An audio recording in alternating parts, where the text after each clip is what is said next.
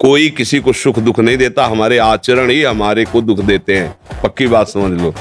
बोले वो अमुक ने उसको पीटा, राज कर्मचारी आपकी सुरक्षा के लिए हैं, लेकिन जब आप असत आचरण करेंगे तो पीट के जेल में डाल देंगे। ये राज कर्मचारी हैं, शुक्र शनि राहु केत, ये सब राज कर्मचारी हैं।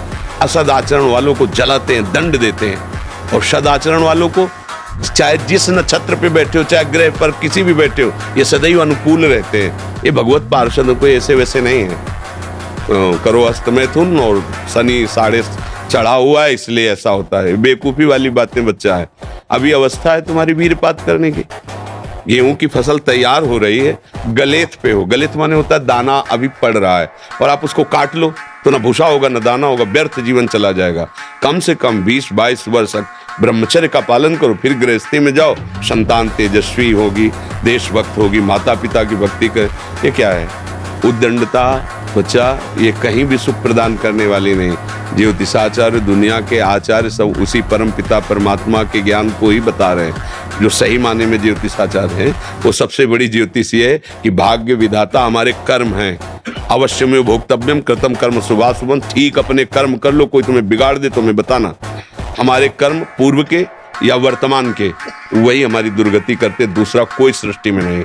को न काहू के सुख को दुख कर दाता, निज कृत कर्म भोग सुन भ्राता। बिल्कुल सिद्धांत समझ। अभ्यास गलत किया है, कोई भी देवता तुम्हें नहीं बचा सकता।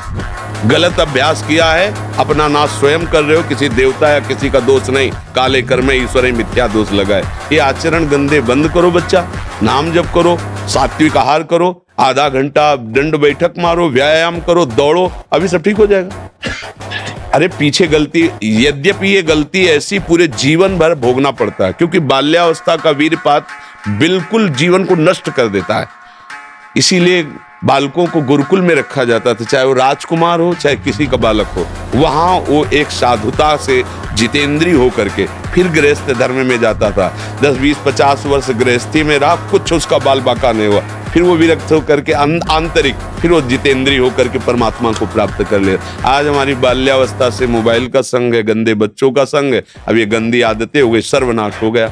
अब सोचो ये अवस्था तुम्हारी चिंता सुख से ग्रसित होने की है, आनंद में उमगने की है, अभी नौ किशोर अवस्था है। ये तो मस्ती वाली, क्योंकि मस्ती हटा दी, आप रह क्या गया जीवन में।